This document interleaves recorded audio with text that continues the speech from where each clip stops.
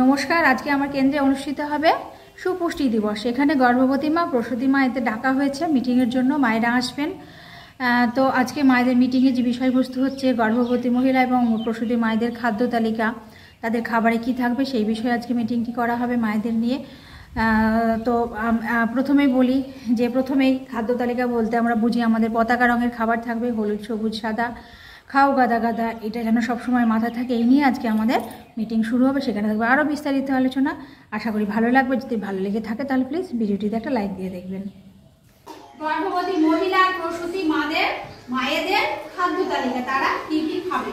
একজন মা, গর্ভবতী মহিলা, তার পেটে যখন সন্তান আসছে সেই প্রথম থেকেই তাকে কিন্তু সেই চাহিদাটা পূরণ করতে হবে। তাহলে আমাদের কি করতে হবে? প্রথমে আসি দানা শস্য খাবারের দিকে আসি। দানা শস্য খাবার বলতে কি বলতে পারি আমরা? যেমন হচ্ছে ভাত, তারপরে তোমার রুটি, ডাল, বিভিন্ন রকমের, এগুলো হচ্ছে দানা শস্য জাতীয় খাবার। ভাত তুমি যেমন খাও তেমনটাই খাবার, তোমার যতটা পারবা তুমি খেতে ততটাই খেতে হবে। আর রুটি যেটা খাও, পাউরুটিটা খেতে মানা করছে, পাউরুটিটা খাওয়া যাবে না। আর চালা আটা যেটা, সেটা খাওয়া যাবে না। এগুলো পেটে বাচ্চা থাকাকালীন এগুলো আমাদের অ্যাভয়েড করতে হবে। আমাদের আর কি করতে হবে? আর একটা হচ্ছে তোমার খাবারের মধ্যে হচ্ছে প্রচুর পরিমাণে ফল আর শাকসবজি খেতে হবে। ঠিক আছে? ফল আর শাকসবজি, ফল খেতে হবে বিভিন্ন রকম মৌসুমী ফল। আমার যে মৌসুমে যে ফল পাওয়া যাবে সেই ফলটা খেতে হবে। আর শাকসবজিও যে মৌসুমী ফল আর শাকসবজি খেতে হবে অন্তত 2 বাটি করে, কমপক্ষে 2 বাটি। ডাল খেতে হবে কম করে 2 বাটি। এগুলো হচ্ছে খাবার। হ্যাঁ, এগুলো হচ্ছে এখন আমরা বুঝতে পারি না, অনেক কিছু আবার অনেক কিছু বুঝতে পারি, এগুলো খেতে হবে। হ্যাঁ, আর আরেকটা হচ্ছে শাকসবজি কিভাবে খাবো আমরা। এই যে এখানে আমি যতটা পেরেছি আমি এখানে কিন্তু অ্যারেঞ্জ করার চেষ্টা করেছি। হ্যাঁ, আমাদের যেগুলো ছিল এখানে তো গাজর, আলু, যেগুলো দেখতে পাচ্ছি এগুলো আমরা বাড়িতে খাই। বিন, মটরশুঁটি, এগুলো খেতে হবে। আমাদের প্রোটিনযুক্ত খাবারটা বেশি রাখতে হবে খাবারে। প্রোটিনযুক্ত খাবার, সব থেকে সুষম খাবার যেটাকে বলা হয় সেটা হচ্ছে দুধ। দুধ হচ্ছে এমন একটা খাবার যার মধ্যে সবকিছু থাকে। তাহলে সেই দুধটা দিনে কম করে 2 গ্লাস খেতে হবে। একটা মাকে এটা যদি খায়, ওই দুধের মধ্যে ভিটামিন এ, ভিটামিন ডি সবকিছু থাকে। আমাকে পেট থেকে সেই বাচ্চাটাকে তৈরি করতে হবে। পেটে যে বাচ্চাটা থাকছে সে তো পেট থেকে যদি পুষ্টি না পায় বেরিয়ে সে ততটা ওইটা হয় না কাজটা। তাহলে আমাকে পেট থেকে সেই পুষ্টিটা দিতে হবে। আর হচ্ছে এই যে তেল তুমি সরষের তেলও খেতে হবে পর্যাপ্ত পরিমাণে। সরষের তেল অথবা যেটাকে বলে সরষের তেল বা তুষের তেল পর্যাপ্ত পরিমাণে খাবারের মাত্রায় রাখতে হবে। আর হচ্ছে জল। এই জল একজন গর্ভবতী মা হোক, কি জল একটু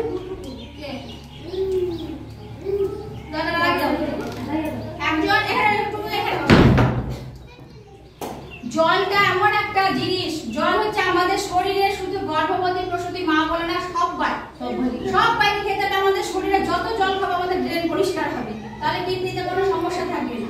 জল একজন গর্ভবতী মহিলা আর প্রসূতি মা উভয় ক্ষেত্রে দিনে কম করে 10 থেকে 12 গ্লাস খেতে হবে। এটা রাখতে হবে খাদ্য। যে গর্ভবতী মা তার খাবারটা খাচ্ছে, তাহলে আমার খাবারগুলো এমন হবে যে ধরো আমি খাচ্ছি না ঠিকঠাক, তাহলে কি হবে? আমার শরীর থেকে আমি যেটুকু খাই নরমাল পেটে বাচ্চা থাকার আগে সেটুকু খাচ্ছি, তাহলে কি হবে? ওই বাচ্চা ওর যতটা দরকার শরীর ওকে টেনে নেবে, তাহলে আমার শরীরে ঘাটতি পড়ে যাবে। সেই ঘাটতিটা আমার যাতে না হয় শরীরে, তার জন্য আমাকে বেশি বেশি করে খেতে হবে। অনেকে কি হয় পেটে বাচ্চা থাকাকালীন কিন্তু খেতে পারে না, তাই না? তাহলে আমি কি করবো? একবার না আমি বারবারে খাবো খাবারটা, কিন্তু আমাকে খেতে হবে। কেননা আমার শরীরে যে পুষ্টি রস যেটা আমার সন্তান আমার শরীর থেকে নিয়ে নিচ্ছে, সেটা যেন আমার ঘাটতিটা পূরণ হয়ে যায়। এই কাজটা আমাদের করতে হবে। আর আরেকটা হচ্ছে যে আমি যেমন খাওয়া দাওয়া, প্রোটিন, পুষ্টিকর খাবার, প্রোটিন সমৃদ্ধ খাবার এগুলো খাবো, তাহলে কি হবে? শরীর শিশুর সন্তান, গর্ভে যে সন্তান বেড়ে উঠছে তার মানসিক শারীরিক বিকাশটা বৃদ্ধিটা সঠিকভাবে হবে। এবার প্রোটিন জাতীয় খাবার বলি তোমাদেরকে। প্রোটিন জাতীয় খাবার হয় 2 ধরনের, একটা হচ্ছে প্রাণীজ প্রোটিন আর একটা হচ্ছে উদ্ভিজ্জ প্রোটিন। এগুলো হচ্ছে উদ্ভিজ্জ প্রোটিন। এই যে ডাল, বিভিন্ন রকমের ডাল, এগুলো উদ্ভিজ্জ প্রোটিনের মধ্যে। আর প্রাণীজ প্রোটিনের মধ্যে ডিম, দুধ হয়। তাহলে খাবারটা আমাকে বারবারে খেতে হবে, কিন্তু খেতে হবে শিশু শারীরিক মানসিক বিকাশের জন্য। একজন গর্ভবতী মহিলা, তাহলে গর্ভবতী মহিলা, এবার আসি টিটির কথাতে।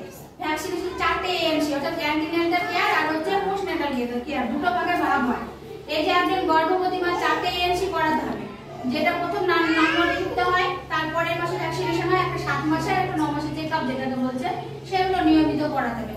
আর 3 মাস পূর্ণ হয়ে গেলে যেটা আইএফএ দিচ্ছে গর্ভবতী মাকে প্রতি রাতে খাওয়ার জন্য, সেটা অবশ্যই খেতে। একটু হাতেও না বাবু, ওখানে বসো, ওখানে বসো।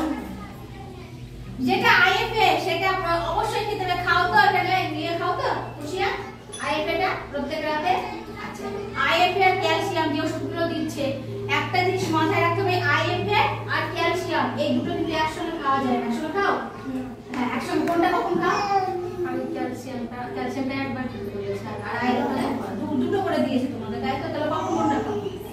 সকালে আয়রনটা খাই আর রাত্রে আয়রনটা খাই, আর 1 ঘন্টা পর ক্যালসিয়ামটা। হ্যাঁ, কিন্তু একসঙ্গে খাওয়া যাবে। হ্যাঁ, এটা মাথায় রাখতে হবে। আর এই ওষুধগুলো খাওয়ার 1 ঘন্টা আগে বা পরে কোন রকম চা মানে চা কফি এগুলো খাওয়া যাবে না, ঠিক আছে? এগুলো খাওয়া যাবে না। অথবা গর্ভাবস্থাকালীন একজন মা, প্রসূতির যে মা, সেই মায়ের কোন রকম। এদিকে তাকাও। এবার বলি, ধরো তুমি নিজে কোনো নেশা জাতীয় দ্রব্য খাচ্ছ না, কিন্তু একটা জিনিস মাথায় পরোক্ষভাবে সেটা যায় শরীরে। তোমার পাশে বসে যদি স্মোকিং করে অথবা কোনো নেশা জাতীয় দ্রব্য পান করে, তাহলে সেটা তোমার নিঃশ্বাসের মাধ্যমে ধোঁয়াটা ছাড়ছে, তোমার শরীরে প্রবেশ করবে। পেটের বাচ্চা অথবা যে সন্তানগুলো আমাদের পাশে থাকছে তাদের ভয়ের ক্ষতি হবে। শুধু যে আমি নিজে স্মোকিং করলে বা মানে মদ জাতীয় কোনো মাদক দ্রব্য পান করলে সরাসরি করা হয় সেটা পরোক্ষভাবে কিন্তু আমাদের শরীরে ক্ষতি করে। এটা কিন্তু দূরে থাকতে হবে। তোমার সামনে যদি কেউ স্মোকিং করে তাহলে নিজেকে দূরে থাকতে হবে, আর নাহলে তাকে বলতে হবে যে বাইরে যাও, দূরে গিয়ে করে স্মোকিংটা। হ্যাঁ, এটা কিন্তু খুব ক্ষতিকর একটা ব্যাপার। আর এবার আসি বিশ্রামের ব্যাপার। যে বিশ্রামটা দিনে কম করে 2 ঘন্টা আর রাতে 8 ঘন্টা, এই বিশ্রামটা একজন গর্ভবতী মাকে নিতে হবে।